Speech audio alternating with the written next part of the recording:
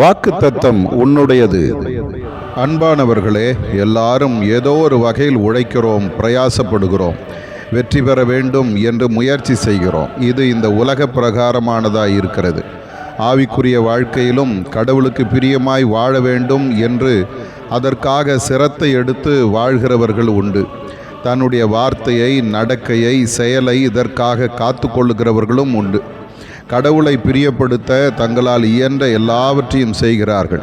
ஒருவேளை நீ அப்படி இருப்பாயானால் சோர்ந்து போகாதே. காலம் கடந்து போகும்போது நீ பட்ட பாடுகளுக்கும் உபத்திரவங்களுக்கும் பலனில்லாமல் போகிறது என்று உன் மனம் சோர்ந்து போகுமானால் கவலைப்படாதே. நீ எனக்காக படுகிற பிரயாசங்களை நான் அறிந்திருக்கிறேன். அது ஒரு நாள் வீணாய் போகாது. நீ பட்ட பாடுகளுக்கும் பிரயாசங்களுக்கும் பலன் நிச்சயமாக உண்டு. ஆகையால் உன்னுடைய இந்த பிரயாசத்தை நீ விட்டுவிடாதே. எப்போதும் கிறிஸ்துவுக்குள்ளே நன்மை செய்வதில் நீ பெருக வேண்டும். அப்படி பெருக என்னை நினைத்துக்கொள். உன்னை மீட்கும்படி நான் இந்த உலகத்தில் வந்து உனக்காக பாடுகளை ஏற்றுக்கொண்டு உன்னுடைய துக்கங்களை சுமந்து சிலுவையில் என்னையே நான் பலியாக ஒப்பு கொடுத்தேன்.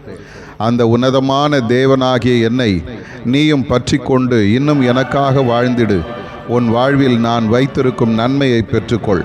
ஆதார வசனம்: கர்த்தருக்குள் நீங்கள் படுகிற பிரயாசம் விருதாவாய் இராதென்று அறிந்து நீங்கள் உறுதிப்பட்டவர்களாயும் அசையாதவர்களாயும் கர்த்தருடைய கிரியையில் எப்பொழுதும் பெருகுகிறவர்களாயும் இருப்பீர்களாக. 1 கொரிந்தியர் 15:58.